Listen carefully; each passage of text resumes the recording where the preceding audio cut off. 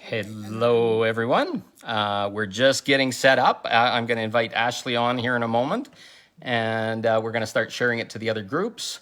So just bear with us here at one moment. Okay. Takes a minute for it to show up live. So I'm closing off this call, right? Just make sure we'll stay on Zoom until everything's connected. Okay, there I see it. It says live. Okay, I can share. Just invite yourself. As soon as I see you're watching and bringing them on camera. I'm going to close Zoom just because I need to go into Facebook. Okay. Okay. Ciao. Okay, Ashley is just coming in the other way. I'm going to share this to the group, and we'll be good to go here. Sorry for the confusion. We're just using a couple different platforms at the moment here. Okay, there's that one. And now we're just going to put it to the Awakening Through Sexuality group as well. And, oops. I think that was Ashley. There she goes. Adding. Awakening. Hello. There. Okay, there she is. Okay, so just verified that it showed up in your free spirit group. It should be an Awakening Through Sexuality as well. All right. And I'll monitor it from here for comments. I just had a notification that it came up. Okay, good sign.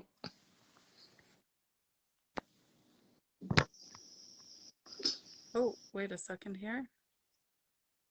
No, we're not running in the free spirit group yet, but I can share it out if you want to. Try it again. I sent it, but let's make sure. And I'll check Awakening while we're there. Always takes a couple of minutes just to get everything going, right? Yep. Okay, yeah, I see it's shared as live in the Awakening group. Yeah, it's not showing up in free spirit, but that's okay. I can go to your page and share it out. I'll try and send it one more time here while you're looking. Free. I don't know why Facebook has to make this so complicated. It says I've already got it. Don't worry. It's all good in the neighborhood. I just got it shared there, and I'm just going to share to a couple of other places while you're doing your thing, Paul. Yep, no problem. Justa Anderson says, hello, I found you. I've got my mother. Hello there. Perfect. And we'll see. Okay. Yeah, sorry we're a little late, everyone. We were just getting all the platforms to sync up here. And once we got it shared, then everybody can have the joy of the information we're about to share.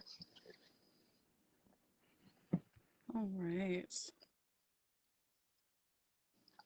It always takes a couple of minutes just to get organized. Mm-hmm. I have just a number of groups that that I'm able to share with, so I'm just quickly going through and my list and popping those in there.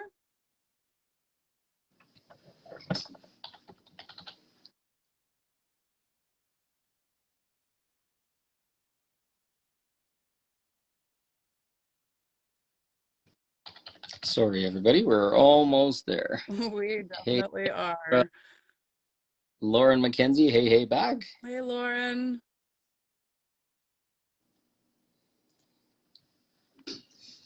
I saw that you invited a couple of friends tonight too. Thank you for that energy. Hello, Isla. Perfect.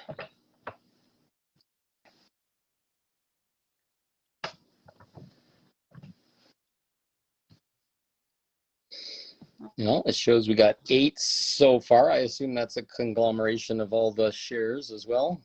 Yeah, I was gonna say none of the groups that I've shared to yet have like given permission, so that'll kind of, you know, happen as those groups Yeah, I would like to share this in my women's group too. So I didn't see that Okay. one come up. There we go. Okay. And then hello there to Anastasia Jane. Hi, Anastasia. Anastasia. I had to correct that. Jean, hello, hello. Hi, Jean. And I'm Perfect. a Well, little do you bit want to dark start here. us off? I had It, sunlight coming in here before and I looked very angelic and now I look like I'm a little bit on the dark side, but you know what? Both are true. So all good.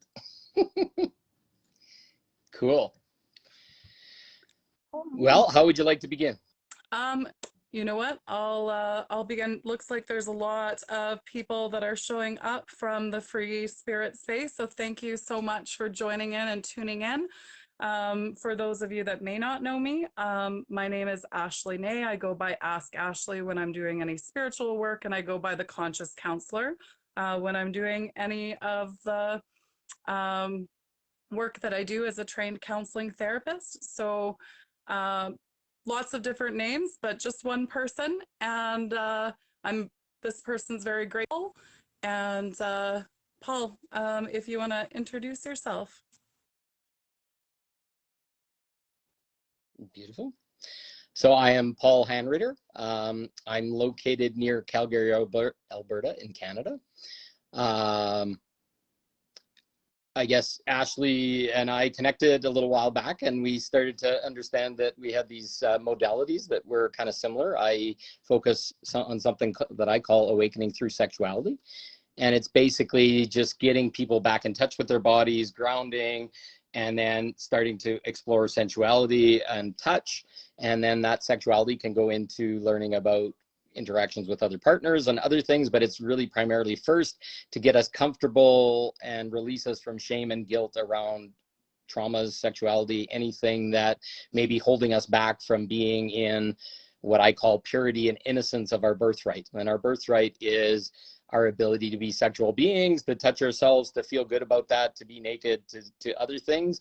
And then there's a lot of societal stuff that goes on top of that that says that those are bad or shameful, and it kind of closes us off.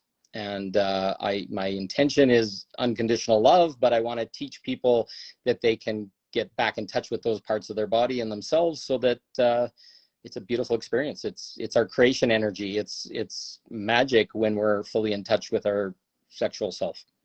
So And that's me. yeah, I was going to say, Paul and I are both, very similar in having the passion for unconditional love, but not unconditional uh, acceptance. We want to negotiate our boundaries with our partners and all that jazz.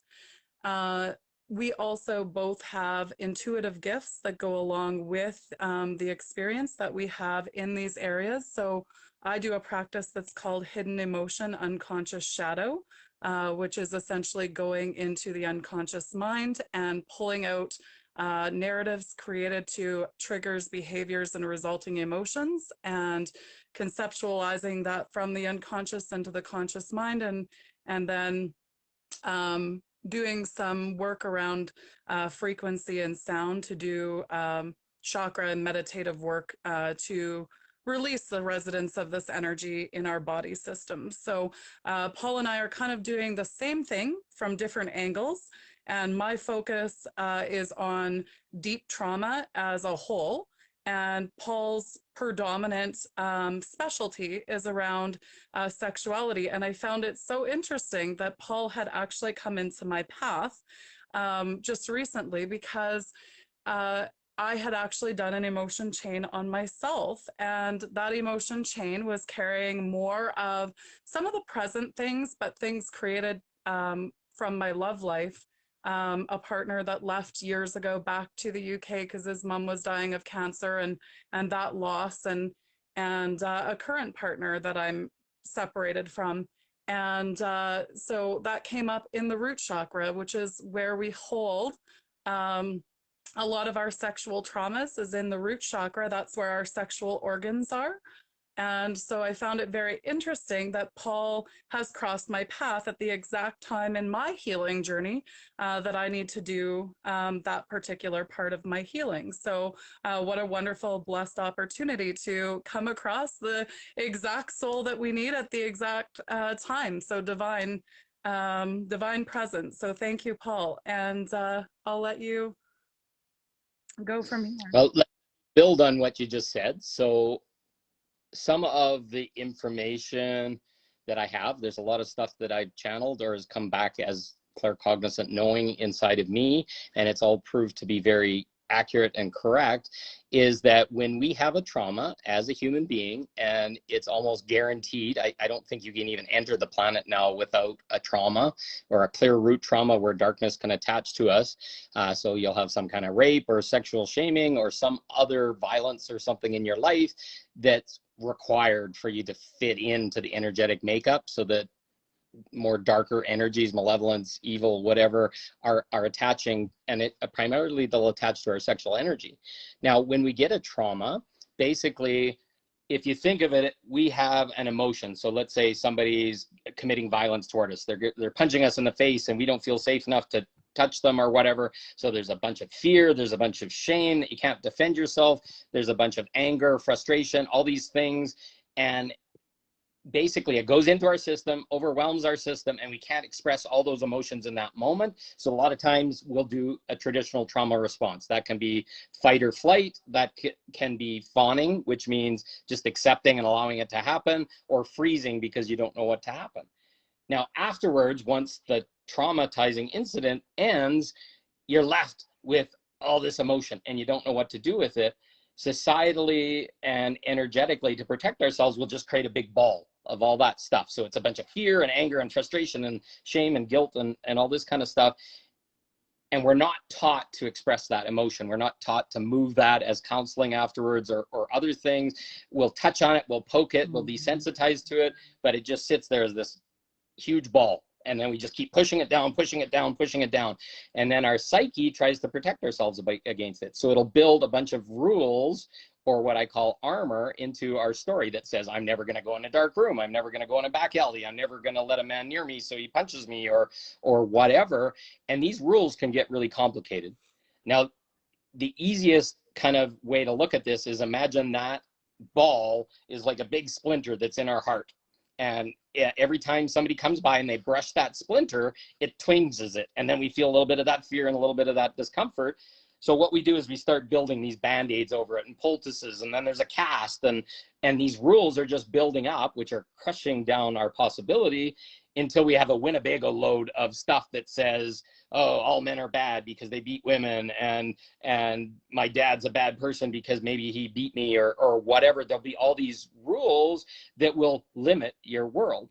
Eventually, these traumas will end up pushed down as low as we can, and they end up in our root chakra, which happens to also be our genitals. So for women, it's the yoni. For men, it's the lingam.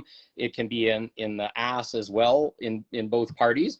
And basically, if you were a person, you could actually physically find cysts inside of our genitals or in parts of our pubic mound that, when pressed, will actually bring us back to that trauma moment. Mm-hmm. Now, literally, you now know that there's literally a bubble that's hardness and pain in your body. So I can, as a practitioner, press on that, or work with you verbally or energetically to press on that point to get, and then build a safe container to discuss what's going on. Okay, where are we right now? Oh, it's in my bedroom. My dad came into my room and he started to touch me or something. We can now, as an adult, go and explore those energies, rub up against all those emotions, and then have the opportunity to decompress them with a higher perspective.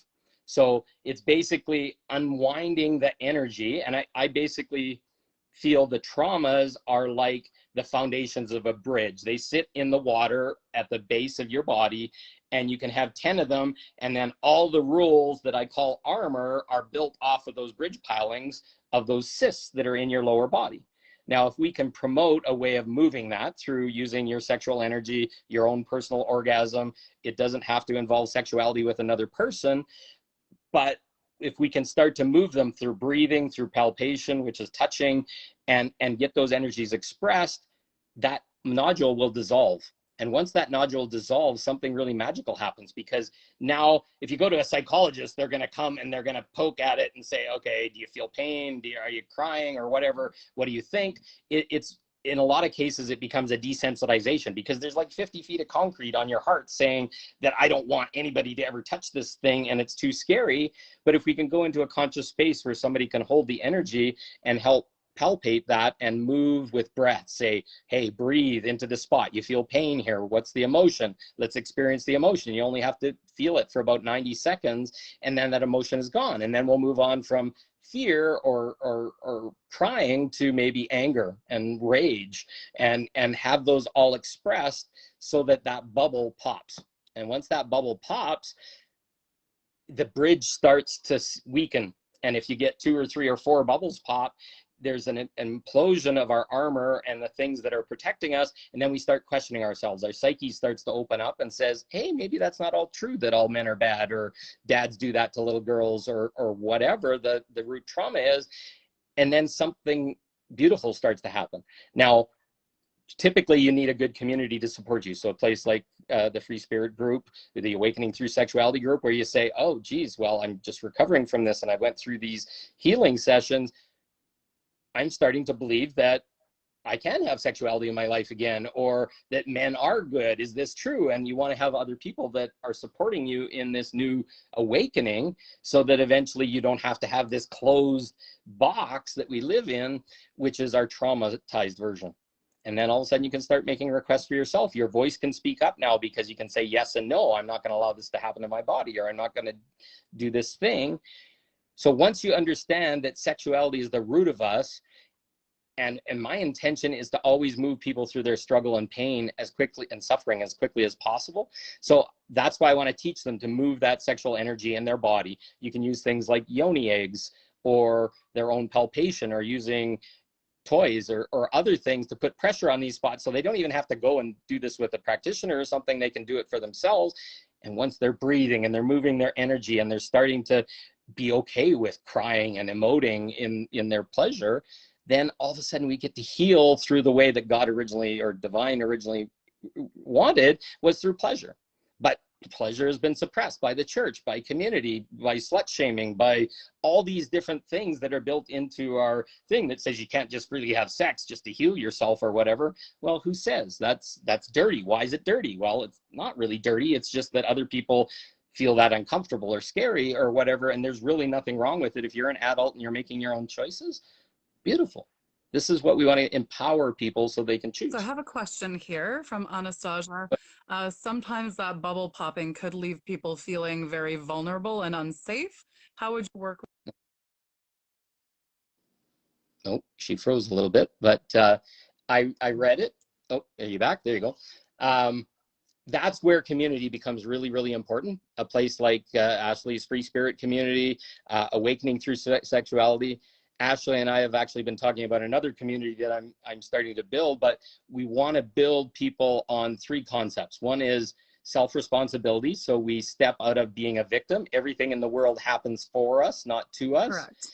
And we have an accountability. So when energy shows up and you're angry and you have a trigger, I want to have that community give you training so that you can step back and become aware, and then feel the energy. Okay, this goes back to my father. Oh, this goes back to my last boyfriend, or whatever.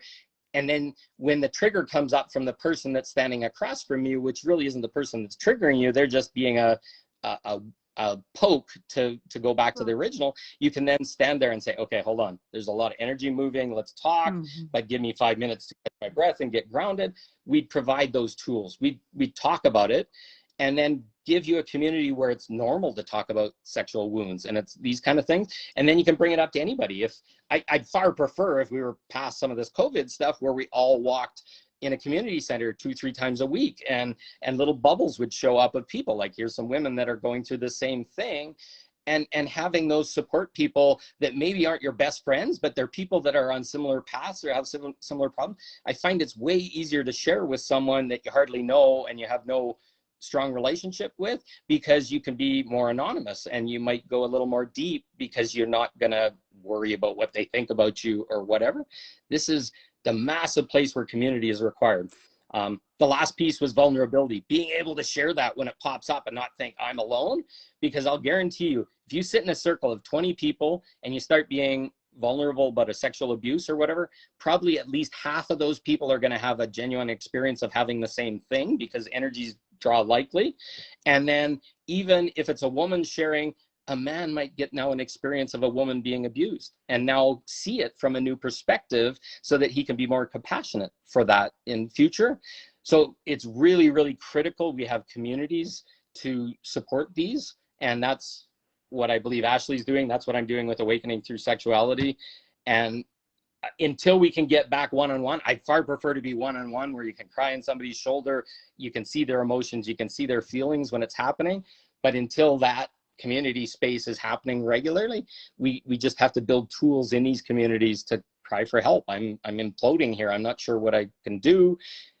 And if you have a right community and another woman has had the same experience, they're going to love to share and decompress their own stuff by supporting someone, or a man, vice versa. It's incredible what can happen. Go ahead. I was going to say, Paul, what I was doing lately is like kind of modeling, like talking about wounds and that sort of thing. I had been working with somebody, and we tended to bring up our own wounds and said, this is something that's going on for me today. And everybody needs somebody like that. That's when you can reach out within a community like Paul or I are creating, and you can make us a part of your community. If you don't have people you can talk to on that deep level, ideally, you would want to find those people as well, like in friendships and connections, like that are like deeper. And the deeper feeling people we become, the more we resonate with other deeper feeling people. And we have those discussions openly, and we start opening up those wounds and making it safe to say, this is something that makes me uncomfortable. This is something that happened to me the other night, and boy, I don't know where this is coming from. And then you can bring that unconscious into the conscious. That's what I also help people do in hidden emotion, unconscious shadow. If somebody comes to me and says, hey, I'm triggered on here, then I'm able to go into that unconscious. I'm able to channel and bring that out. We can bring the regression stories and we can bring those to the surface. I can even bring an origin date and say, this was the date that the event where it started being resident of that emotion. And I can give that information to the person so they can conceptualize. Then they can start to pick apart some of those false narratives. So let's say a woman had been raped, and that woman had been raped in a red truck. And now whenever a red truck goes flying by, she feels fear, she feels tight, she feels, unsafe. Well, it's not the red truck that harmed her. So what we need to do is we need to debunk that false narrative. We need to get to the root of that. We need to know what the event was that caused it. And then when she sees that red truck, she can start to believe that red trucks are safe again.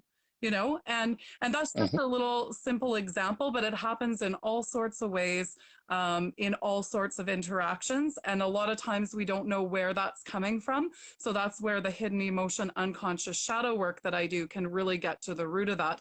And following that, let's say you have something like myself, I've just done the chain for myself. That's all around that love and loss and all of those things that's showing up in the root chakra. I can release some of that, but I can also connect with Paul to do some of the deeper work around that sexuality, working with energy, working with, those parts of yourself, those buttons per se inside yourself, and all of those kind of things. So I feel like Paul's and my work go hand in hand. I can get to the root of a lot of things, and Paul can take it to that deeper healing in that particular area of sexuality. And it's a sensitive area to people. We are all carrying sexual wounds, all of us, in one way or another. And why? Because our society is sexualized with porn and all of these things that create a lot of false narratives, that create a lot of behaviors that make people believe that sex is something very different than it actually is intended to be by God or source energy.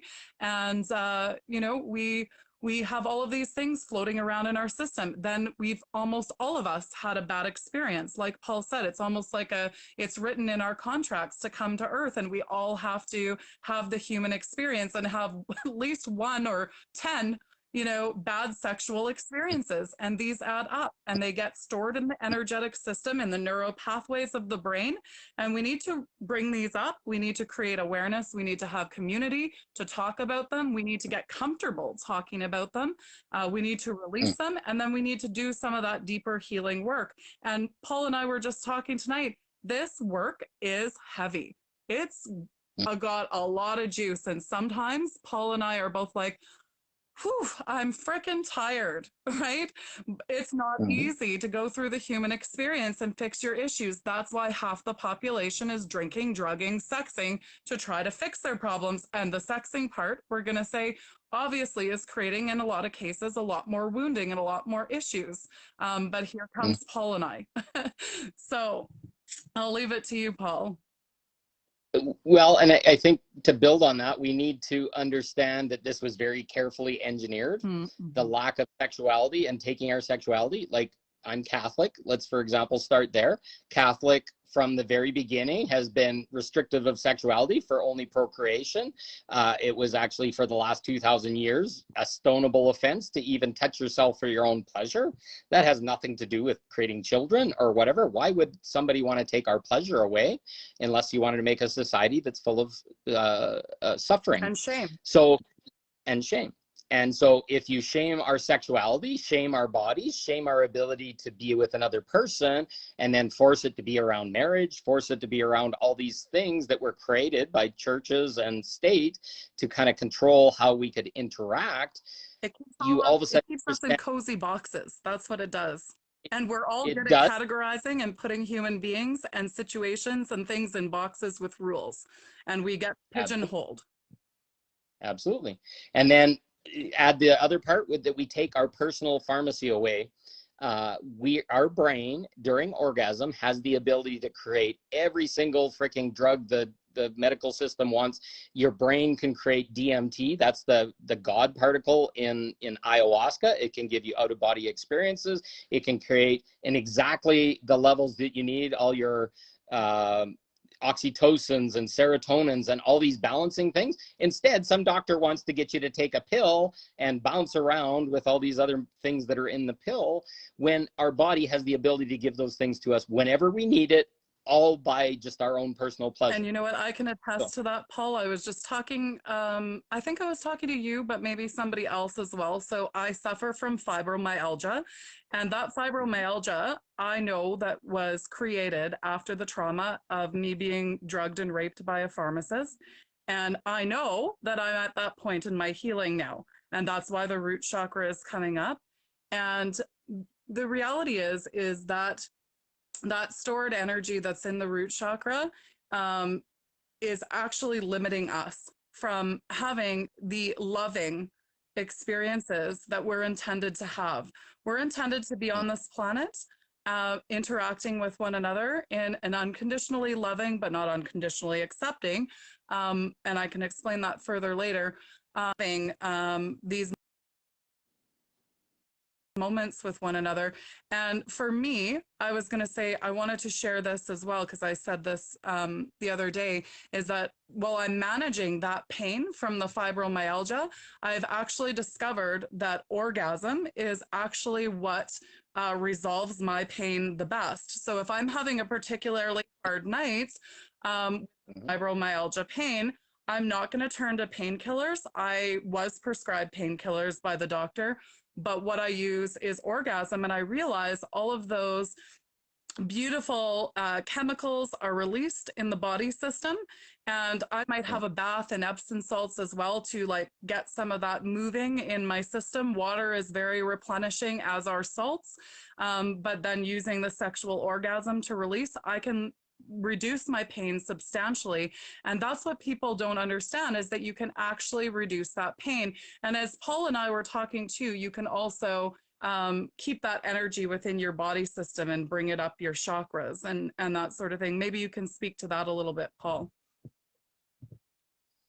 Well, it can work for any pain. It can work when we're ungrounded. It can work for anything energetic that's moving in your body. I consider orgasm, and there's a lot of scientific study. There's a guy named Wilhelm Reich that studied the heck out of people that don't have orgasms and do have orgasms, and showed that those people were very normalized, that did have proper orgasms. And it's like a pipe cleaner that we run up and down our central channel, and it clears a whole bunch of blocks that are keeping us from things like abundance in our world, right? If your second and third, or first, second, third chakras aren't all working, you won't have abundance appear in your world. It'll limit your relationships. It'll limit your creation energy. So the more we can start to move that energy, and then we start, what I do is I start teaching people how to move that energy more effectively using things like fire breath orgasm, where you pull the sexual energy up as you're arousing yourself and masturbating or giving yourself pleasure. You can guide them up your chakras so you can have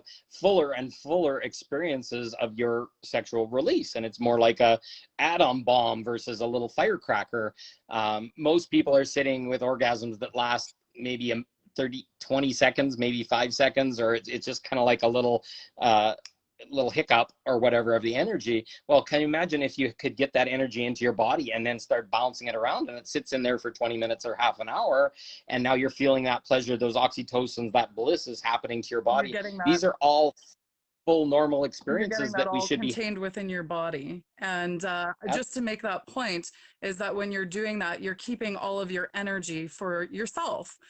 When you allow that orgasm to release, you're sending that into the universe, to the collective. So you are contributed to the collective energy, but you're not contributing to yourself. And that energy, Paul and I were talking about the other night too, doesn't just have to be used for sexual orgasm to be increased. If you are, let's say, on the more masculine energy, wanting to contribute to society, get things done, you can use that energy to, manifest abundance in, a pile of different areas, because energy attracts. When you're holding that abundance of energy, you're going to pull that energy into your body, and all of those beings, all of those situations, opportunities are going to be abundantly attracted to you and this energy. We all feel this energy from people. Have you ever gone into a workplace and, Karen's like, oh, I had a terrible weekend, and her energy is just so low, and you're like, oh, I suddenly feel tired. I suddenly feel like just drained. And that's because we're all picking up on each other's energies too. So imagine if we're channeling all our own energies of sexuality into our own bodies, and we can allow that energy to energize us and, pull in abundance of energy around us and attraction to manifest and create for us, and for us to receive in life, then we will all be living our best lives. And how many people set an intention before they go into sexuality? How many people say, this energy is going to clear my chakras, this energy is going to whatever? Not very often. Most people are in orgasm and they're splashing it on the ceiling, and figuratively and realistically, but it's just spraying around with no purpose. So the darkness is just milking it up. But if all of a sudden you put a laser like focus and say, I'm going to create a new business and I'm going to get 100 clients next month or what, and poof, this big creation energy that can create babies and all this kind of stuff is immediately put to work in creating what you want. That is sex magic. That's what people aren't taught. And we need to get back to knowing that that's possible. The big guys, the corporate, the cabal, whatever, don't want any of us to know any of this, because this is what they're using to create massive billion-dollar companies and all these things. And they our society is feeding off our inability to use our own internal powers. That's why consumerism in our society exists as well, telling you everything outside of you is what you need. And the reality is, it's actually everything inside of you that you need. And to be able to channel that and use it within your body systems, within your mind, within that, and then you will pull in with that energy abundance and all around you in multiple areas. And these are some of the things that Paul and I are teaching, and what we want to do is we want to raise consciousness on this planet. And we want essentially this planet to be a different planet where we are all, you know, powerful beings. God is us and we are God, right? We are creating that energy within us and we're attracting to us what is rightfully ours. Absolutely. And I see Lauren's comment, yeah, initiating breastfeeding, get skin to skin contact. We need that as human adults to have the oxytocin build up. And look at the things that we're going through right now. Everybody's separated. They can't even touch. People are ashamed about sex or STDs or all these kind of things. So we're getting less and less touch. So we're a little bit dying inside. We're not having that parasympathetic release in our system where you just get a hug from someone or touch skin to skin. And those are all critical normalizing things that we need every day to show up in our system to keep us healthy and get the oxytocins going in our brain. If we don't have it, then we start going crazy every day, and a whole bunch of our depressions and those kind of things are fully related to that lack of touch. So craziness. Yeah, no, there's a lot of things to consider, and you know, people think that sex is just the act. And you know, I'm gonna talk about one of my narratives, Paul, because we haven't talked about it, but I'm gonna let you debunk that live. So one of my false narratives, and I already am aware that it's a false narrative, but I'd just like to hear your perspective, is that I know that I'm starting to clean up my energy, my spirit, do my healing work, all of that kind of stuff, right? And so I'm hoping that when I'm cleaning up this last emotion chain and the root chakra and all of those kind of things, I'm going to be open to receive and explore and create with my own sexuality again. That's the hope.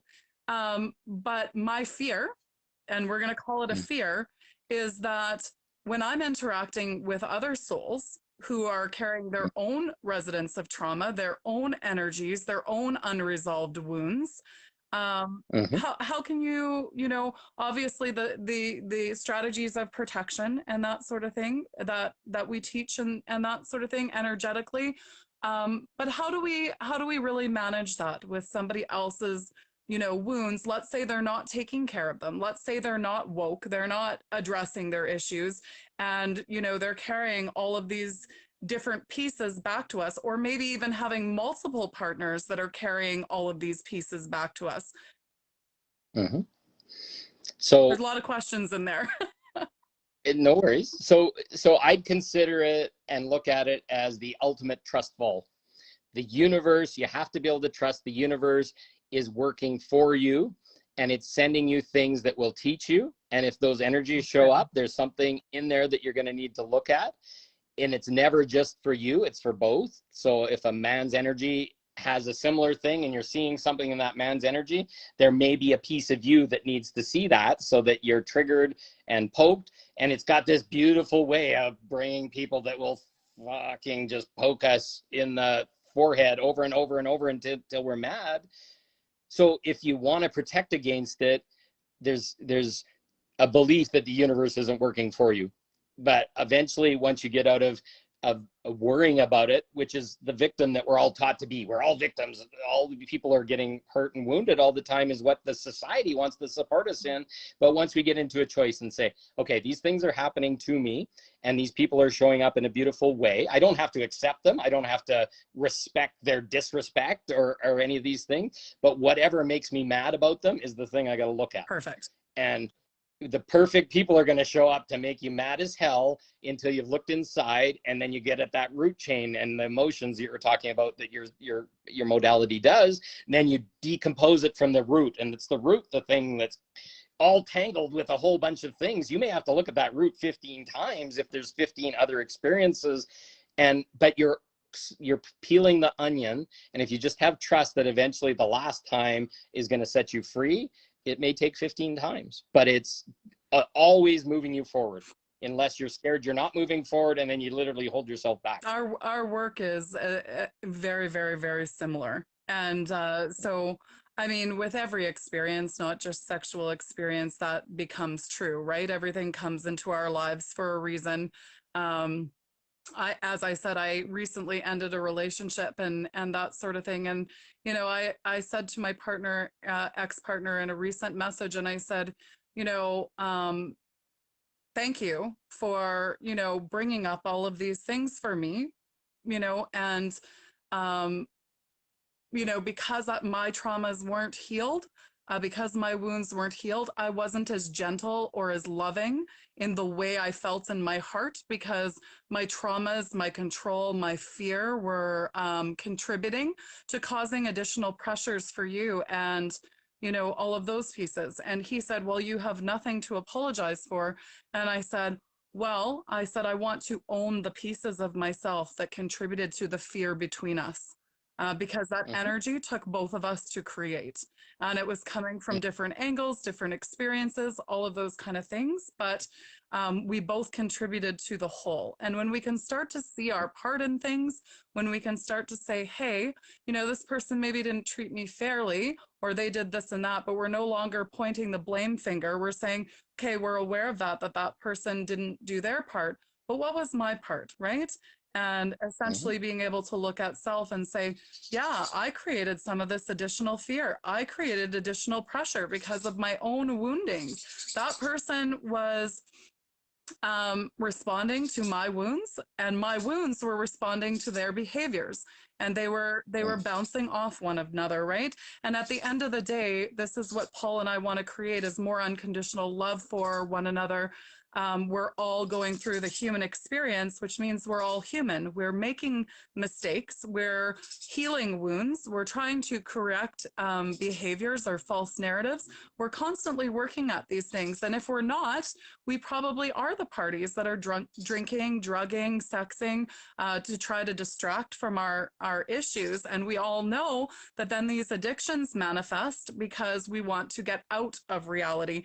But getting into reality, although seems very scary, and people have asked me that before, like, oh, does anybody ever like respond highly, you know, um, poorly to getting in touch with their emotions? And I said, it's not really a fast process. It's a slow process of awareness and creating that awareness about self and within.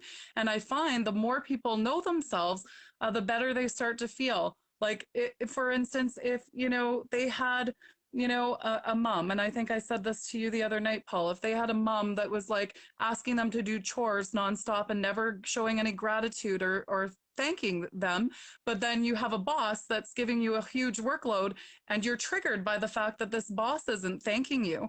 Well, you're paid to do a job with this boss.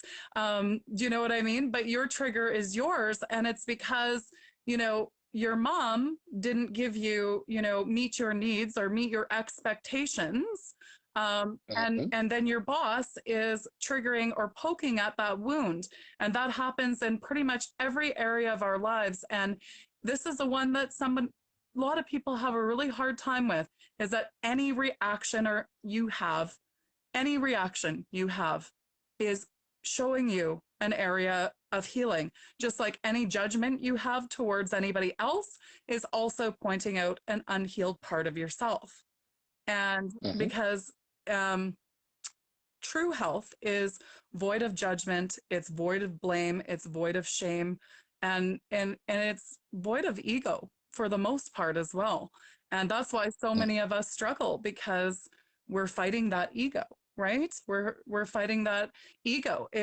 For example, somebody takes a new course and they come to you and say, Paul, I took this course, you got to take this course now.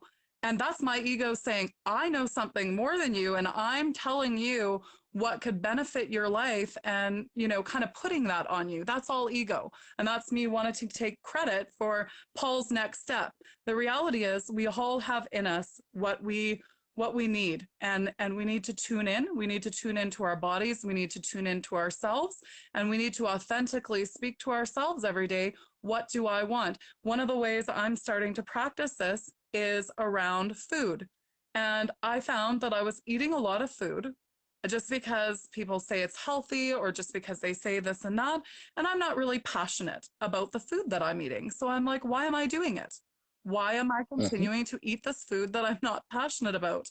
So Mhm. I've started to say, like today, I really just wanted a nectarine for lunch. And I was like, in my programming, I was like, I should have something else for lunch. I should have something else for lunch. This is not a full meal, Grandma says. And you know what? I feel so energized and healthy, and it was so juicy and fulfilling. And I feel satisfied and I feel happy. And that's what we need to do with all parts of our lives, right? Is that when something's Right. resonating, that we open to receive and we allow things to flow. And when it's no longer in flow, when it's no longer resonating, then we let it go with love and we move on to the next spot. That's how we all need to be functioning, even in our sexual experiences, and that these constructs that have told us that we always have to be with the same partner. If that partner is resonating and you two have a healthy relationship, you're able to grow together, well, that's wonderful. That would be ideal. But in many cases, that's not happening. And we stay in relationships longer than we should. People are cheating. People are doing all sorts of behaviors because they're kind of going against their self. They're staying in spaces and doing things that are not resonating and that they're not passionate about anymore. And why? Fear. Mhm. Mhm. And I think it needs to be added that food can be an addiction as well as sexuality, watching porn, all those Sure. things that you talked about. We get in the sensuality of the taste and the flavor and the texture in our mouth and feeling full can all feed our traumas in a different way. What I did want to say and build on some of the stuff, the dark things that happen to us from my personal experience, and I'm doing a lot of inner work, the darkest dark is the lightest light. I have seen that sent to me so many times. The things that really hurt me, scared me, mucked up my beliefs, all these kind of things.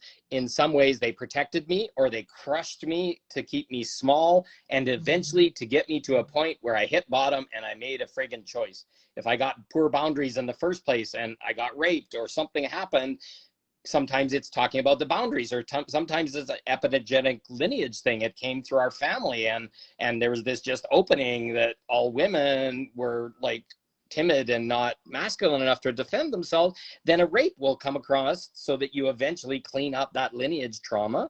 There's so much that goes beyond just these lives sometimes, and people need to understand that. And that's where using processes that just kind of blindly go in and probe for trauma and stuff like that can be a lot easier sometimes than trying to decompose. I was in the French Revolution and I got drawn and quartered or something.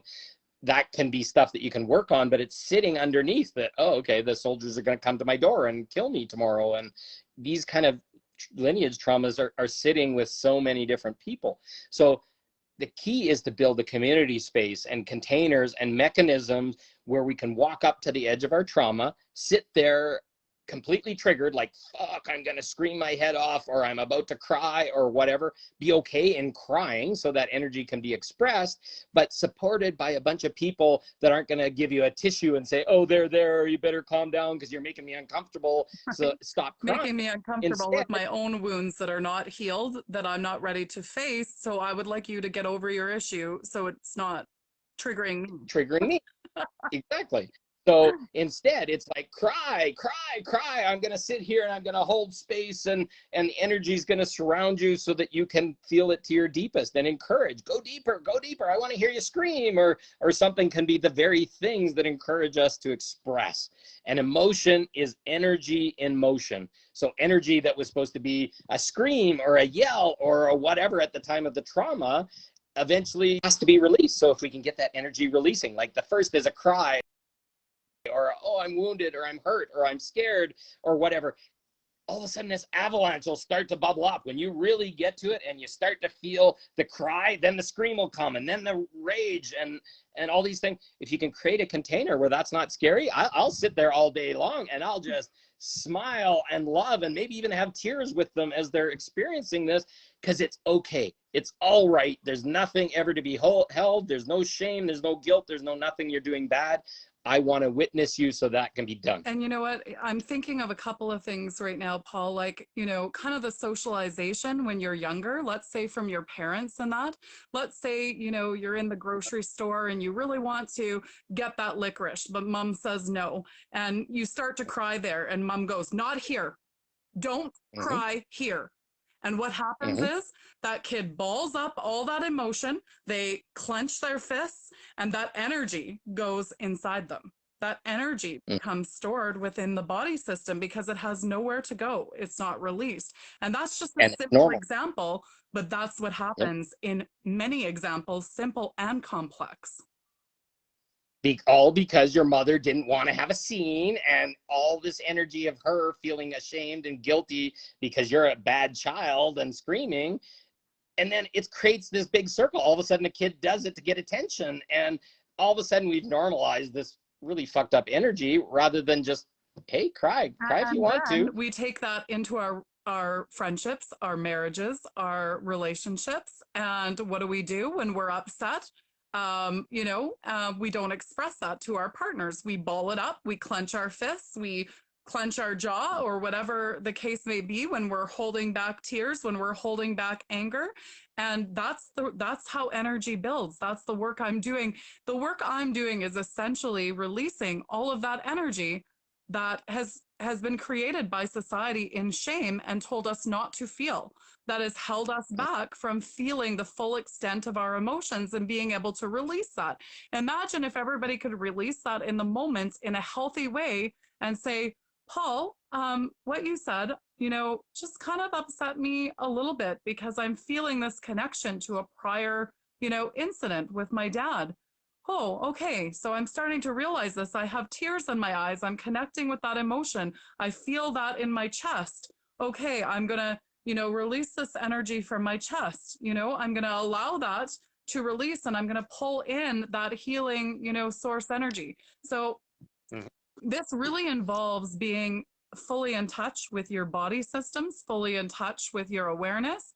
And the reality is, Paul and I both know that, we have a knack for this stuff, and we know that people need support with it. That's why we're building these communities. So you can reach out. You can say, "Hey, I had this experience. I don't know what it means."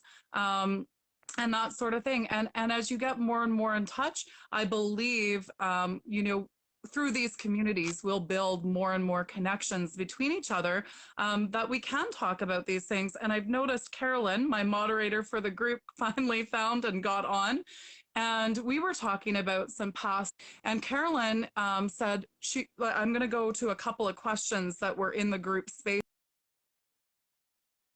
last night. And Carolyn's question was, how do I know when I'm fully healed and ready to go back into that kind of creative receiving mode? Like, how do I really know that in my body system? And Carolyn's a highly intuitive, I'll tell you this, Paul, she's actually my soulmate. So she's my female soulmate. So you can just imagine, she's extremely bright. She's, just a wonderful being, doing all the work she should do, addressing a lot of the issues that she needs to. We've even done some emotion work together, very, very deep. So she's ticking all the boxes. But how does she know? How does she review that and go, how do I know I'm ready? Okay, well, I see two questions in there. Ready is a state of mind of what you think you need to be, but really, if you want to know that you're clear of the trauma, Yes. you will get to a place where there's absolutely no charge. You'll go look at it and it'll be just like, oh, there's a piece of paper on the table that says rape, and you'll look at it and it's like, rape, okay. But before, you would look at that and it would be like, oh, dad did this or mom did this or whatever. When you can look at that and then you can look at all the energies with it, and there's no anger, there's no frustration, no blame, no nothing, you know you've cleaned up the root. Yeah. Now, the ready part is something that's badly misinterpreted as far as I'm concerned. The ready part, relationship is part of our spiritual healing. And if we step away and say, I'm not ready for it, or I had a divorce and I've got to clean myself up, you're literally limiting yourself, because where you're going to get that intimate mirror of somebody that's going to poke you in the very places you need, and you're scared that you're going to wound someone else and they're going to wound you and all this kind of stuff, the fear literally stops you from growing. And So you then have to do it by yourself here's sometimes. the sad part, Paul, is that everybody like feels that way, right? It's like, I don't want to get hurt again. I don't want to hurt somebody else again. But this is the human experience. The human experience is to experience these things, is like, again, it's being done for us. It's the gold. Yeah. Is the gold is those experiences. And when people can poke us, as long as we're not coming a victim perspective, it's the thing that's teaching us. So the more people you can connect with, that's going to teach you, that's going to expose the thing that makes you feel uncomfortable, gives you an opportunity to look at it. Now that can be exhausting because it looks like fear after a while, but eventually you're going to figure out that's exhilaration because you're expanding, you're going into the places where you're contracted and you're opening them, and we see that as fear. So I've got a question for you, and this kind of dives into the masculine and feminine, and not to be confused with polarities, because I'm of course about 80% masculine energy, 20% feminine. That's a whole nother live. But if, you know, typically and that sort of thing, why do you think it is, Paul? And I guess, you know, I'm just curious, why do you think it is that women, when they're going through trauma, they'll go through these periods of time where they shut off sexually and they don't have any contact with men, and they sort of, you know, ball themselves up and you know, do some of the healing work and all of that kind of stuff. And I would argue on the other side, for the unawoken man, he will, you know, masturbate obsessively to porn until a healing goddess comes along, or he'll be, you know, out in community right away having sex with whomever will give him that opportunity, rather than, you know, focusing on that healing. And I'm saying general population. I know that wouldn't be the way that you would do things, or the way that, you know, a community like ours, a lot of the people in there would have a lot more awareness to make those choices. But those things do happen in those feminine and masculine, kind of in the general population, right? Mm-hmm. I think from speaking from a man's perspective, women have to understand that it's very normal for a woman that's shut off to get a lot of hugs and touch and stuff from their women counterparts. That's a good point. Which is okay.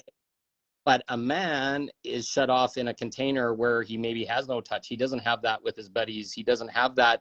So the only way he gets in this point of lack where he has no way to safely touch, and he's pursuing sexuality, he has to be, and this isn't a weakness in men, but because he doesn't know how to express touch. We oftentimes as women have to nurture and teach men about their bodies and touch, because it's just not something that they have a large awareness of, and that sort of thing, right? So, well, they have no way to get it unless they have a partner or some form of dating or whatever. You don't just go to the street corner. Your mom doesn't eat. For a man, a lot of times they get to 13 and they start having boners and stuff, and all of a sudden mom doesn't touch him anymore. He's too old, but there's never a conversation about, I don't feel comfortable touching you or whatever. So a lot of times touch just disappears, and then societally it's forced to become part of sexuality and relating. And because of porn, then it's expressed in that, you know, bodies banging together fashion rather than loving touch. And that's where women have to kind of say, in my world, I'd love to coach women to say, okay, I'm feeling sexual towards you, but until we've warmed up and we've had a long discussion and my body starts to feel you, we're not going there. Right. And teach and just say, okay, this is what I need. It's like, I'd love to have an intimate discussion and go deep on some things, and then trust builds. And then all of a sudden he's retrained to be able to say, okay, I have to build, and it takes time, and it's not. I have to invest something in this. I have to invest some energy, some touch, some, you know. And really clear how it works so that he knows he's building to something. But a lot of times you go on dates and it'll be 12 dates and you think it's progressing and you're hoping for sexuality because he's already in this lack mode, and then it doesn't happen for some judgment, and then he's like rejected. Where if women could say, okay, we're building towards this and this is how I see it in my mind, and then he can align to that, and then he can be coached to say, wow, this is when a woman feels really open. Now all of a sudden the sexuality isn't this friction-based thing. It's these two hearts touching and an exploration, which is the way women want, And but men don't know it. the thing that's kind of Go a ahead. mystery to men, I think, in a lot of cases, is that meeting a woman's emotional needs will actually open Pandora's sexual box. A Yep. woman will give you all of herself in every possible way if you massage those emotional pieces of her being. And that's the Mhm. key. Men don't understand. It's not how big your penis is. It's not how, all of these things that society like tells you. You have to have all these boxes ticked. Those are all, shameful things as well. The reality is, Mhm. again, you have everything inside you to offer. And Mhm. women, when they get that part of their soul caressed in an emotional way and attended to, and they feel full, they have their cup full emotionally, they will give a Mhm. man everything they have and more in a nurturing, loving, sexual, expansive way. And how's the only way that that can be taught is usually by the partner you're pursuing. You didn't get that from your mother because your mother wasn't training you to date. You didn't get that from your father because he was working. Most of our dads were that. So if we can get to the point where there's a little bit of grooming that's maybe required, if you're interested in this guy or whatever and you want him to be the biker and all this kind of stuff, how does he know you want him to be the biker? Maybe you were wounded or whatever. Sometimes we just need an invitation, and get the invitation and then some clear communication about, oh, this isn't feeling good, you're rushing me or whatever. It's not that I don't want you, it's just we're progressing a little fast, let's spend some more time, let's touch, let's cuddle, let's whatever. And then it gives a path to get to a destination that's beautiful for both, where we're feeling it around negatively before and no work communication was happening. So I'm going to give you So just like a real-time example. So I started seeing this guy a number of times after my ex and that sort of thing. And, we've had some kind of like just, like I've given him a chest massage. We've kissed and we've done all of those kind of things. And I noticed, and I want you to respond to this because I think it's very interesting, is that like we haven't had sex. He did bring up the subject, and I just said, like at this point in time, I'm still working through some stuff in my past relationship. And, I kind of took a step back, and he's like, well, I'd still like to hang out from time to time. Like, I'd still like to be in your presence. I'm like, okay, well, this is healthy, right? And I said, sure. So that's okay. Like, we will still, connect and that sort of thing. And a little bit of time passed. And one night, he sent me a message and he said, what do you have for me? And I said, a hug? I'm like, I don't know. I'm like, what do you have for me? Because I was kind of curious, right? And he goes, my body. And I said, and what do you want me to do with your body? And he's like, anything you want. And I said, do you like touching me? And I asked him that question because the one time he was over, he had been rubbing my arm and my back, but then that sort of stopped. So I asked him that question, do you like touching me? And he said, yes, I do. And that was the conversation. So it sometimes doesn't have to be direct, right? It's like me saying, do you like doing this? And he says, yes, I do. And he hears the yes in his head. Yes, I like touching her. Okay, so next time he comes over, then let's see if that touch takes place. He's supposed to come over this week, so stay tuned. I'll update the live. Well, I wanted to bring into attention a few things too. Like a lot of men are judged that they send things like dick pics. I want to bring to the forefront something that women might not be aware of. When a man's been rejected repeatedly or had sexual trauma where he wasn't recognized as a man, or the woman said his genitals were too small or whatever, it creates a wound. Yes. And I'm going to conjecture that there's two types of men. There's some that just do it for general pleasure, but there's a bunch of men that are showing their most intimate part in the hopes that they'll be accepted in advance so they won't have that same wound appear. And they won't have that same fear. Yeah, that they're in the moment and then something happens and the woman goes, oh, well, no. Yep. So that's a trauma response from men, is showing their most intimate parts so they can be accepted, and then they'll have a better experience next time, which is a response from previous experiences where women maybe Shame sent them. them away or weren't feeling comfortable themselves.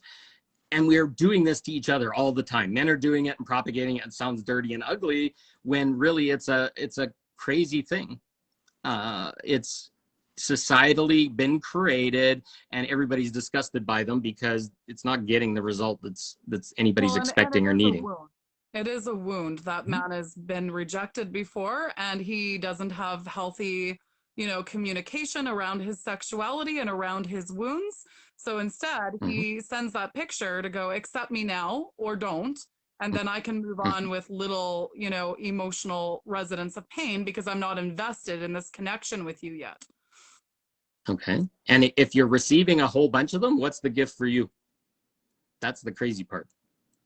Because it's not you deserve a whole bunch of wounded men or any of those kind of things. There's some societal thing that we're being asked to look at that's creating all this in all of our And I mean, actions. women just operate slightly different unless we've got a little bit more masculine energy in our system. But women, are wanting that emotional part of themselves. They're wanting to have the conversation. Like, we want men to ask, who are you? What are you about? Tell me about yourself. Let me get to know you. We don't want to Mhm. see a dick pic right away. And that's the difference between the genders too. We don't want to see that thing until we like you. Then when we like you, we'll be like, yeah, sure, show me. Like, I'm Mhm. excited to see that now because you've massaged that emotional part of me, and now I like you and I like the parts of you. And men don't understand that we don't just like their parts like immediately. Well, and what if it's actually an addiction now? It's to get you upset and angry. I get a little sexual charge off of you by seeing that, and then you're pissed off. You send a little bit of energy. There's like hooks that become Yeah, attached. it's almost like that negative energy from mom. We know mom's gonna get mad when she's on the phone. So we just poke, poke, poke. Hi, mom, look at me. Look what I'm doing. Ashley, not right Mhm. now.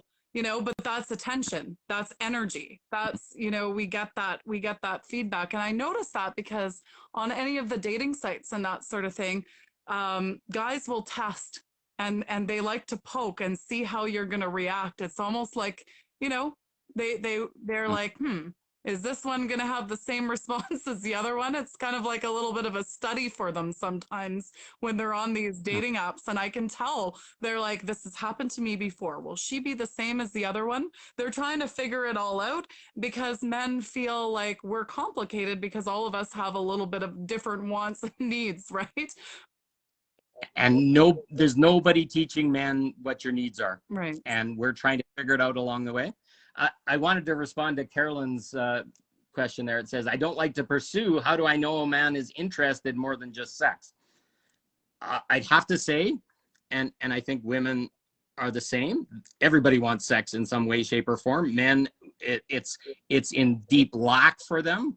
So to understand that a man has that as a wound coming in, and there's nothing he can do with it, it's societal, but he's willing to approach.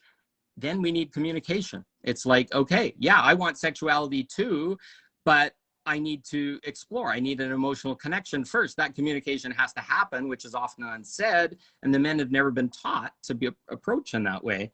And we end up in this dating thing where it's like the worst thing that a woman can do is want to be chased from a man's perspective, because we're trying to read the energy. We're trying to understand what you want. And when you say one way, your body's pulling and saying, I want you, but I'm not wanting you unless you're chasing me or wanting me back.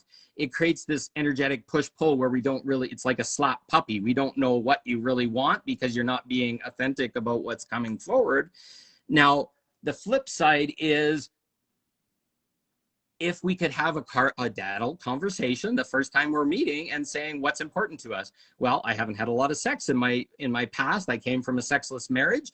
It's a wound in me, and it's something that's important to me. Is that something that you'd want to pursue? And you can say, well, I'd have to have 2 or 3 dates before I'd feel comfortable enough. But I honestly feel as a man, I'm not going to marry any woman unless I know I'm sexually compatible with her, because I've been through that where I married a woman that had a trauma and there was no sex in the marriage. marriage, but you didn't get to find that until after you married and maybe a couple kids. So communication is so critical. I know women want sex just as bad as men, but men are always being direct and asking for it right from the very beginning, and We that have a creates lot of this negative. societal shame, right? Because a man, if he goes out and has sex with a bunch of women, he's the man. But if I go out and have sex with a bunch of women, she's a slut, she's a whore, she's easy. And here's the thing too, the perception of men around women that are easy, quote unquote, as well, is created societally too. So I can honestly say, psychologically speaking, and having worked at a men's resource center with a lot of men, I can honestly say that men will have this perception of a woman that has sex too quickly, also for the same societal reasons.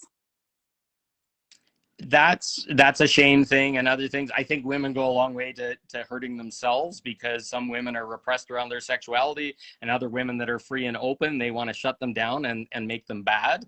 But yes, men have the same thing. But all I can say is men will be very direct about what they want.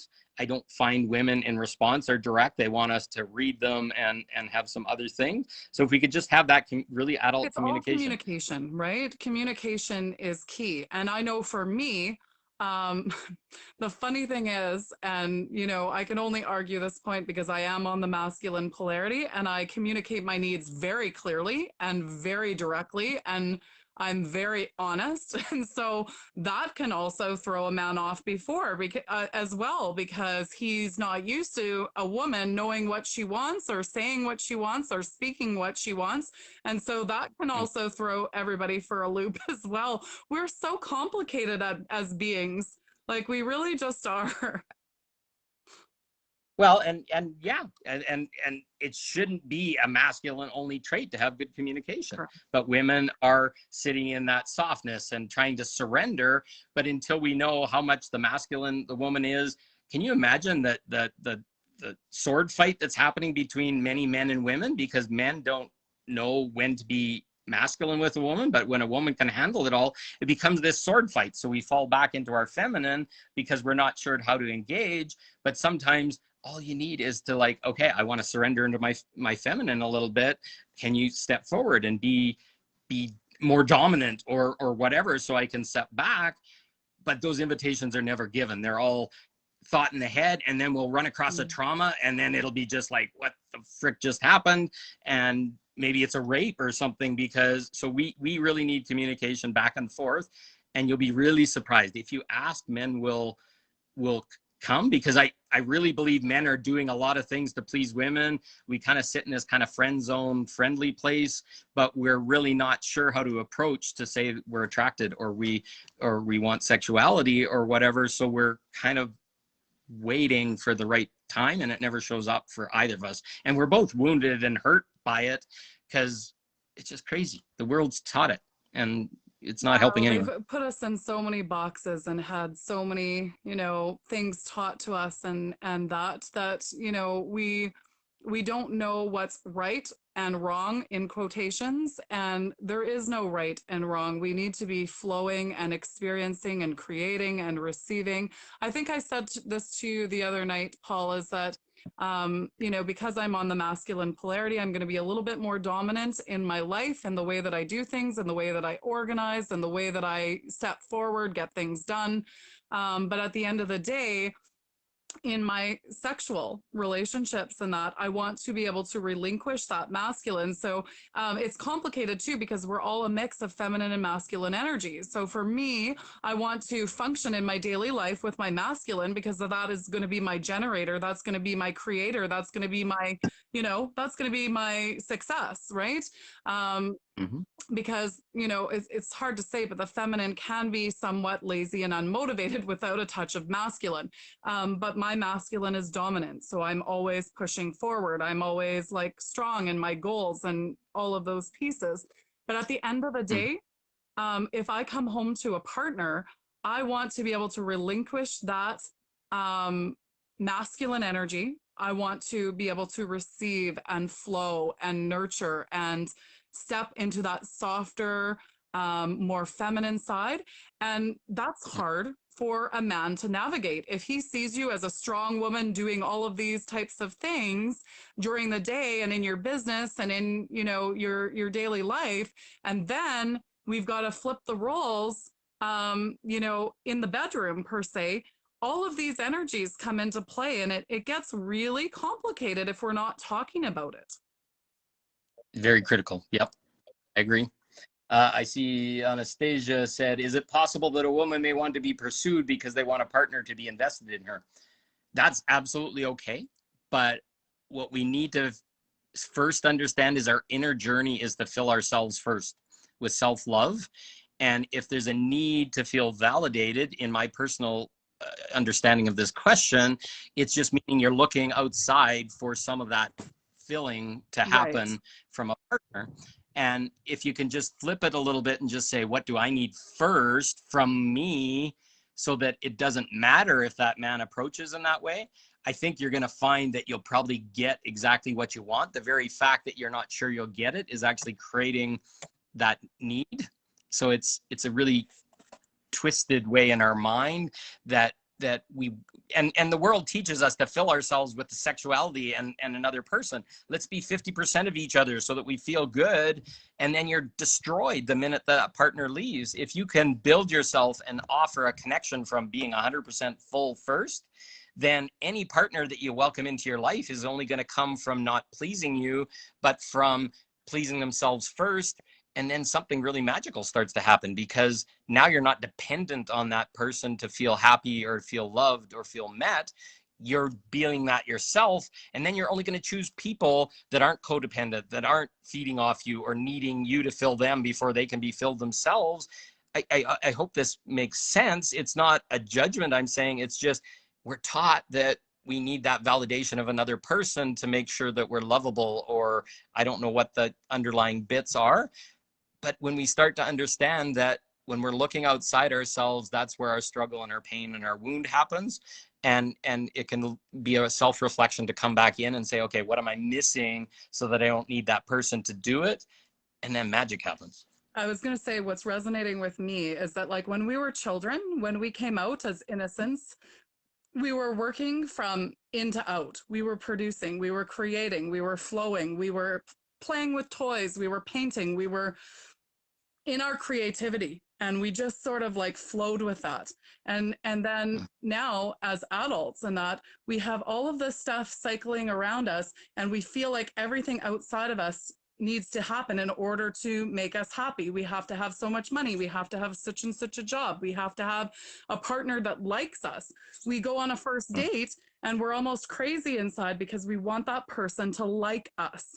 We have this need to be liked, like, by that person, because technically we're still working on our like for ourselves when we're in that state.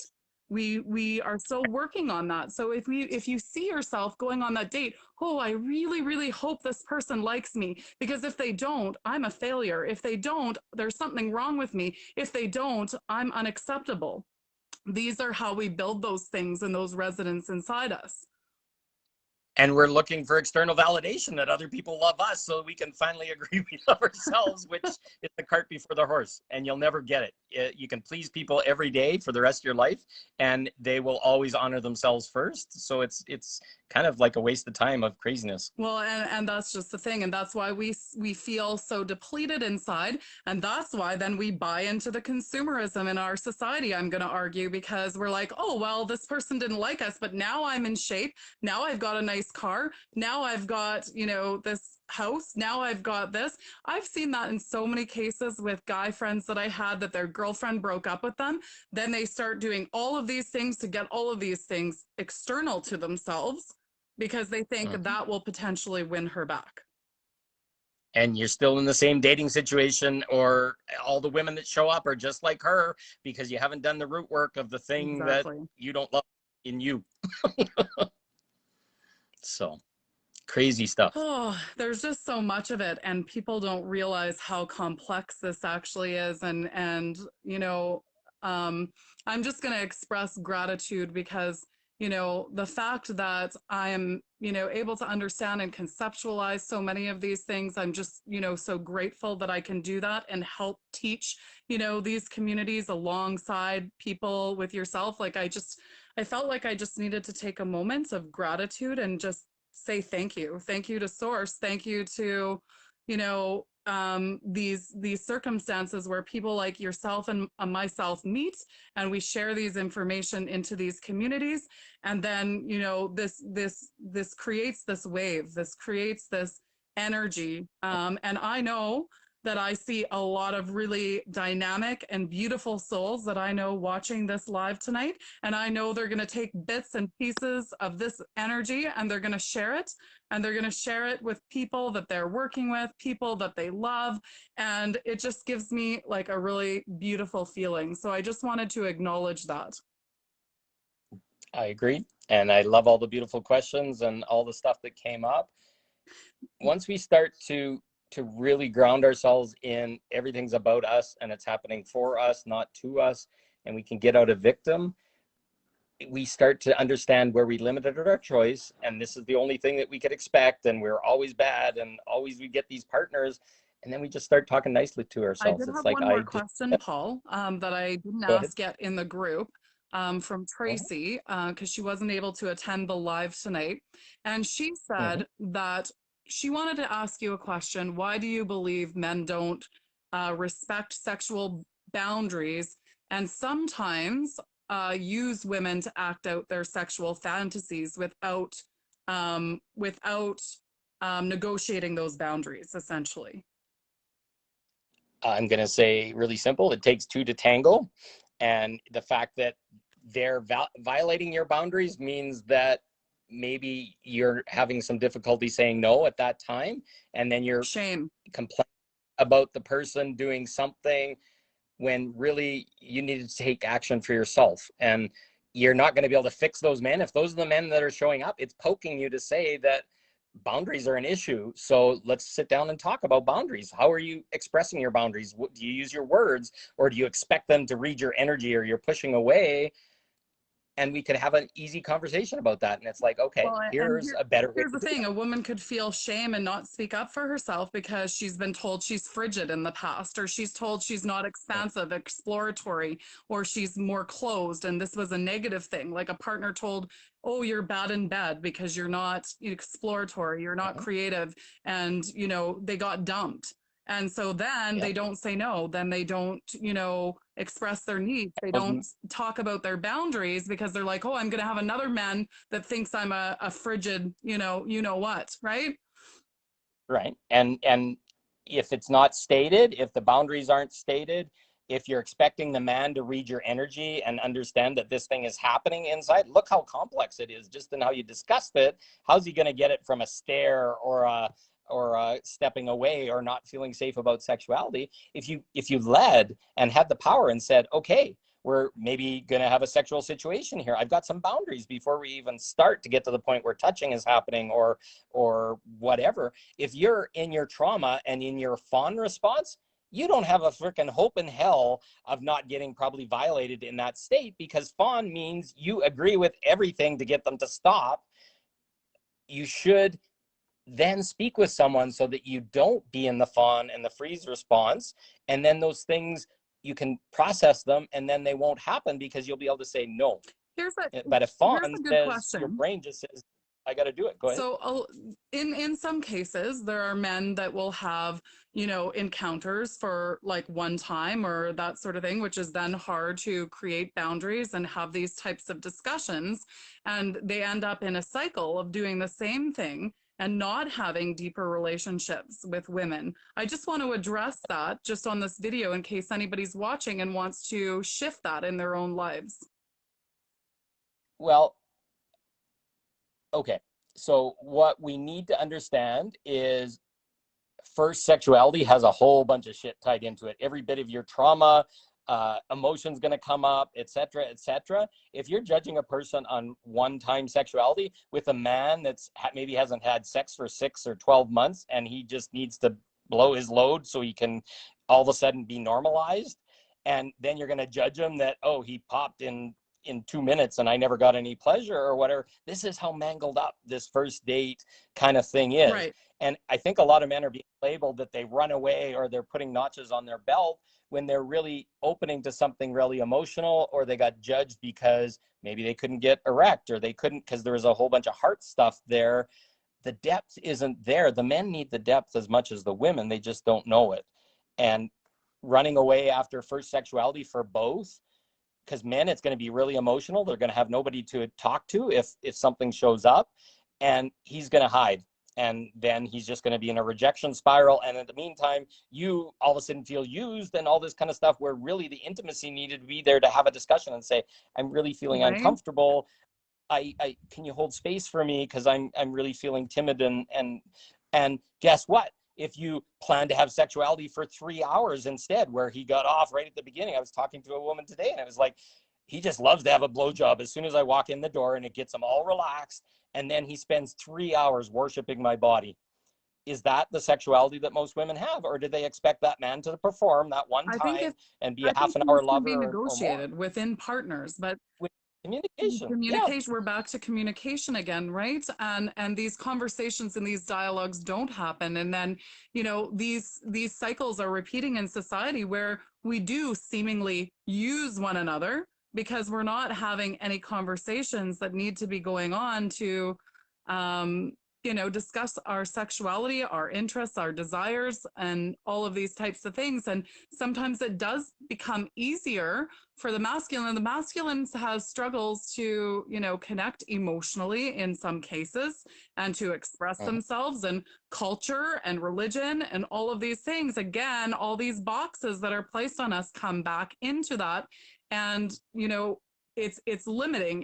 It's also, here's the thing. Spirituality is truth. Spirituality is nothing more than truth. That's what we're getting to. We're getting to the authentic nature of ourselves. And so whether we're in a sexual relationship, whether we're in a career, we have to be authentic to ourselves. We have to speak our truth. Why? Because we need to be channeled to the correct area. When you speak your truth with the right person in the right area, you will have success. You will have success. Will you get moved on from areas that are not for you, from people that are not for you? Yes, but these are not failures. They're finding grounds. They're essentially the experiences you've needed to poke your buttons or get your triggers running to say, these are the things I need to heal within myself. And then everyone you meet is a reason, a season, what have you. They teach you something. But at the end of the day, you're moving along. And you were talking about the other night, the 144,000. Everybody's trying to get back to their twin flame or their energetic match. And so, the saying comes up, you got to kiss a few frogs. Well, you do have to actually, because you've got lessons to learn. The universe wants you to transmute these pains, traumas, these ancestral past, your past lives, all of these different things, and become the most authentic version of yourself and find your soul's purpose and path and connections to the beings that are your soul family, so that you guys can all come together and do what you're intended to do on this planet. It's a whole complicated schema that not very many people are recognizing, although we are raising our consciousness around these things. But the reality is then we avoid these experiences. And this is one of the things I tell my clients. My clients will be like, well, I'm having this issue in my relationship. And I said, well, you have two choices. You can leave that relationship and the lesson will be waiting for you in the next one, or you can learn it within this relationship, see if the energy shifts, and, then, move on if it's not resonating at that time. However, if you want new adventure and excitement, go for it. But the lesson will be waiting until you learn it. That's why a lot of people have repeating patterns in their relationship. I had a friend of mine who dad was an alcoholic, ex-husband was an alcoholic, new husband was alcoholic. Why? Universe is saying, you have not learned to, transmute this, to move away from this pattern. and that sort of thing. And you keep bringing it into your life because your energy is still in that status of wounding and trauma. And these are the things that the average person or the general population isn't understanding. So you're going to keep attracting that same energy. You're going to keep flowing in that same space until you heal and look at those parts of self and learn to, address them. And then what happens is you sometimes do have to part ways with that particular person or that particular situation. And that's been a really hard one for me because I had deep loss and abandonment issues due to my dad's suicide. So I always felt if something was ending, I've done something wrong. I should be able to fix this. I'm intelligent. I'm a counselor. I'm whatever. I should be able to fix all of this. But that's not what it's all about. That's control and that's the ego. The reality is we have to surrender to things that are happening for us, see what the lessons are, see what the universe is bringing to us so we can get poked, heal those wounds, essentially have those dialogues with people that are safe people for us, transmute that pain, learn to deal with it in the moment, learn to communicate in the moment and not create any further resonance. Then you're carrying that higher vibrational energy. Then you're starting to attract all the things that are intended for you and you're speaking your truth. So I meet Paul and I start saying a whole bunch of stuff to Paul. And here's what happened. When Paul and I met, we started having a dialogue. He said, "Can I phone you?" I said, "Sure you can." We started having a dialogue and he's like, "Wow, this woman has, all this information and it's similar to the information I know, but it's expansive in a different way." And there was an attraction there. There was an attraction to the energy, to the intelligence, to the understanding. And what manifested out of this? This live manifested out of this. And now we're sharing it to all of you wonderful people, all you wonderful souls who are amazing and are going to share this information to your friends, your families, the people that you're working with. And this is how energy expands, right? And ultimately, we all just need a really small set of tools to be able to traverse all that.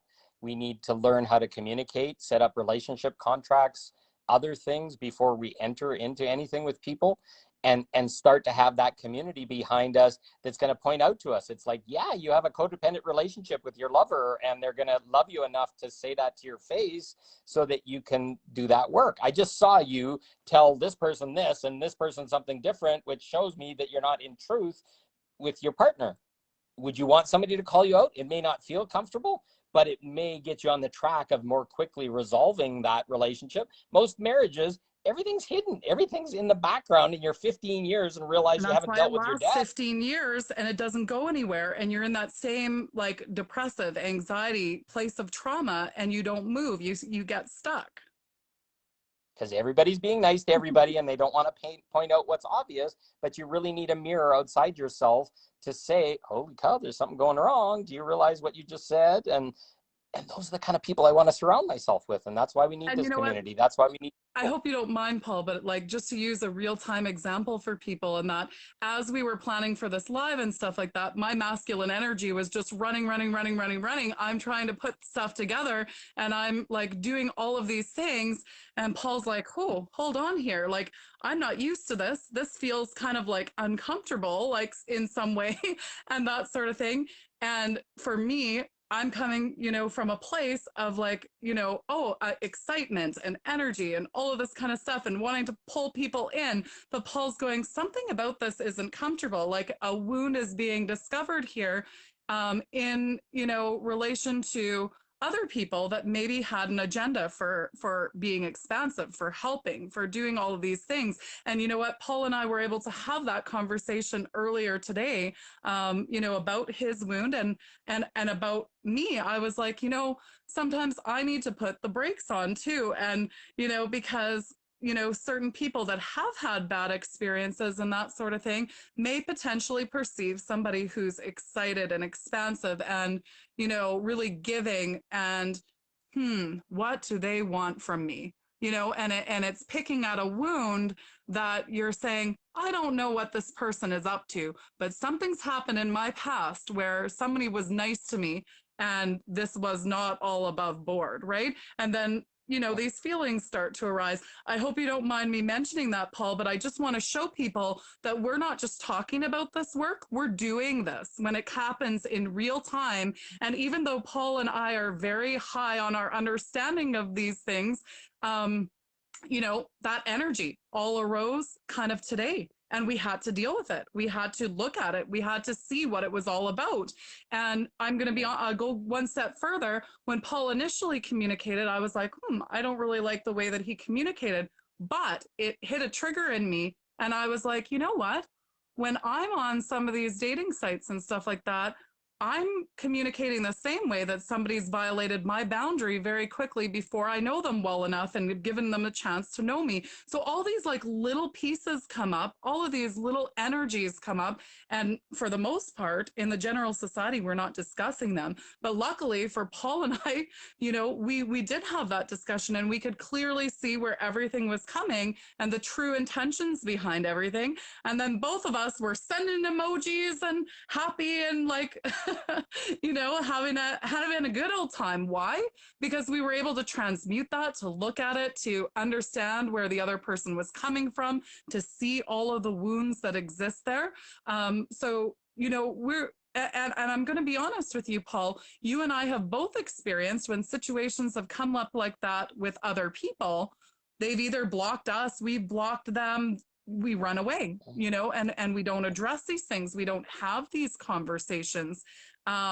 Or we hold them inside and start carrying all this anger, resentment, disappointment, all of these pieces. So I hope you don't mind me sharing that, but I thought, it's just such a good opportunity for people to hear that even as we were planning for tonight, something came up, and that's okay. Yeah, but ultimately it was about self-loving myself enough to say I felt uncomfortable, and then to find a way to say something, so that we basically started talking 2 days ago, and this came together really quickly. We hadn't made agreements about how it was going to work and where the balance was, and all that kind of stuff. And a part of me was concerned, and I was loving myself by saying it in the most gentle way I could. I was triggered off the charts. I told her that. And I said I had to breathe and sit for 10 minutes to just kind of figure out, okay, it's this other thing and these other people that had come into my life and offered something and had an expectation, but we never had that conversation, whether there was an expectation or attachment, right, or but you anything. started feeling, what's going on here? What does this woman want from me? Why is she being kind? Well, we got to the bottom of it, and once I had heard the words and I felt safe, then everything opened and it was all relaxed. Right. And this is the thing that by bringing this up, that I want people to really understand, is that, all of these things happen because there is a resonance of energy where we've had a human experience where something happened, and it was like somebody did a kindness, or somebody was trying to help you, and then they said, well, I'm doing this because, and then here comes the rub, right? And you're like, oh, okay, yep. Yeah. Or I want something. But guess from what? I might have made a story about that or whatever. It wasn't even what you meant, but the fact I never communicated about it, I'm sitting 10 years with this wound that wasn't even intended, a false narrative in that way. So I've learned that so many times. It's way easier on my mental health and how I feel about myself to bring it up in the moment, even though it might be hard, but just breathe and use these tools that were triggers. And you heard me at the beginning, I was a little bit curt, and then it was like, okay, we're talking, we're both being calm, and then all of a sudden truth started to come out. You just had to sit there and let the opportunity for what needed to come out on both sides and to happen. And you know what we did? Instead of continuing to text back and forth, we picked up the phone and we had a dialogue, and things were understood very quickly. And one of the things that I suggested, and this is just a suggestion to everyone, is that oftentimes we know the answers very quickly because we're thinking beings. We have, lots of experience, lots of intelligence, all of these kind of things. So we tend to get that from our brain and speak it very quickly. Sometimes, I suggest that we bring that down to a heart space, and we say, how would we want this communicated with us from a place of love? If someone else had the same issue with me, how would I want to hear this said to me? What would my being need? We're still going to be incorrect sometimes because we all have different needs and different wounds, but that I argue is the best way for somebody to receive your message rather than going, well, this guy's a jerk, I'm not going to listen to him, you know, because we get that response. If somebody comes at us like too aggressively or harshly, then we get this wall up right away and we're like, yep, no, I'm not listening to you anymore. And I'm potentially leaving the situation, blocking you, running away because it's triggering something in me. And then nothing ever gets resolved. And we've created another painful experience and or loss and or burnt bridge, right? And these are how these things happen. Like in all of these scenarios, in all of our relationships with, you know, family, friends, partners, coworkers, essentially, because we don't have these conversations. And why? Because of shame, because of fear. Paul might leave Yeah. me. Paul, if I'm honest about my feelings in this conversation, Paul might walk out of my life. And you know what? You really have any control of that? You don't. And I'm going to say, It can happen exactly. in it. You have in this world, I'm gonna say being your authentic self is always the best practice. And if Paul walks away, you have to say, well, Paul could not deal with what I was sharing in this moment in time. Maybe Paul and I will connect again in the future and maybe not, but it's what's intended in this moment. And Paul's going to remember the circumstance. He's going to look at it. I'm going to look at it. And hopefully like something was learned, because if not, again, the lessons come back again and again and again. And that's why we see these repeating patterns in our lives where a situation happens and it's like, why do always people treat me in this particular way? Like I've had so many men do the same response. And then we have to start thinking, what is it that we have within ourselves? What are we doing? And that sort of thing. Because, you know, I shared with Paul too that when my ex and his brother were getting a business, I offered to lend them some money if they weren't going to be able to get that together. And my partner's brother said, Ashley's the only one that offered this, you know, without anything in return. So he was very curious with that. He was very like, even friends and family all wanted something. They all, you know, like had wanted to be a part of this, to get a piece of this, to, you know, all of this kind of stuff. But this was just seemingly being offered without anything. Why? And then that person gets kind of fearful that like, that's almost even scarier because they don't have an agenda. Exactly. I'm going to have to go in a little bit here. I'm going to have to start winding down, but yeah, perfect. Let's let's see. Does anybody have any other questions coming up that they want to ask? Anything that you've heard tonight that was unanswered? Anything resonating in your soul that you're really just feeling like, hey, I'm holding on to this. I don't want to ask this because maybe it's embarrassing. Maybe it's hard to ask. Ask that question. It's at the end of the video. Not everybody's going to get there. And we're here for you right now. We're sitting in this moment and we're here with you. So if you have one of those types of questions, we'd love to answer you. Take that risk and open yourself up. If there's something sitting in your soul right now, let us know. Bonnie was asking a little bit earlier if we touched on self-pleasure, and that was done more at the beginning of the video, just around using your own self-pleasure to move your nervous system and that kind of stuff. So just watch the beginning. I don't think you were on at that point, Bonnie, but yeah, did you have any other questions around self-pleasure? Because it was predominantly in the video around pain. But if you have a specific question, you can let us know.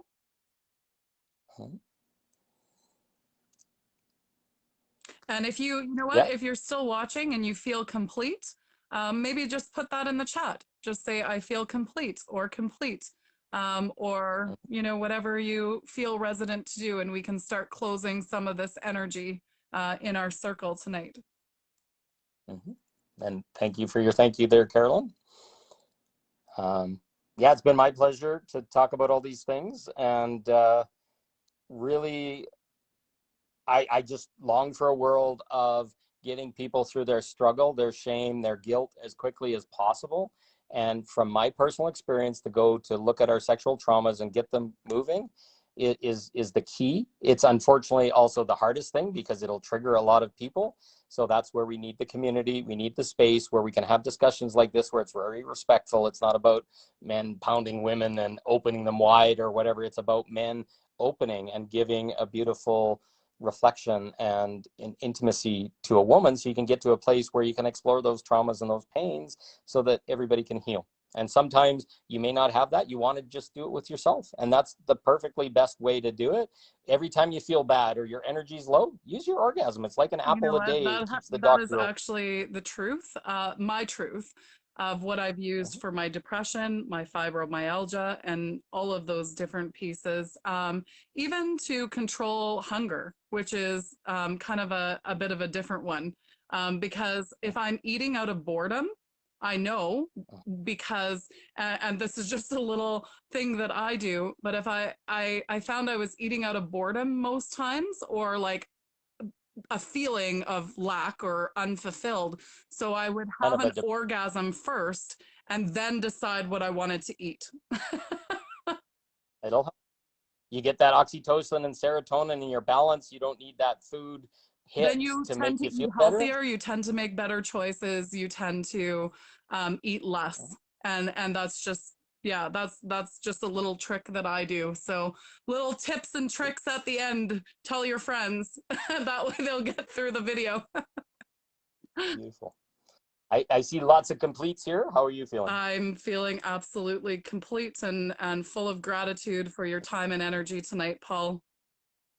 Same to yours, Ashley, and all the promotion and inviting me to your community. And really pleasure to talk to all the beautiful, well-rounded personalities and all the beautiful questions. And I look forward to talking more because we're just tip of the iceberg right Oh, now we've got on so some of many the stuff. subjects that we can be expansive on, and this was a absolutely beautiful night. I feel extremely free, even having had this discussion and all of the, you know, beautiful things that were shared. I think there was somebody from your community and said, wow, this is a great conversation, and that sort of thing. And that's it. That's the bottom line. We all need to start having great conversations with our partners, with our friends, with our family, with our communities. We just need to be having great conversations, not just in this live tonight, but just everywhere we can. And that's the key. That's the magic. Yep, agreed. Okay. Thank you. Thank you, everyone. I'm just going to let it go a little long at the end. Sometimes it cuts off quick, so I'm just going to leave a pause at the end, but you can start exiting. Thank you, everybody.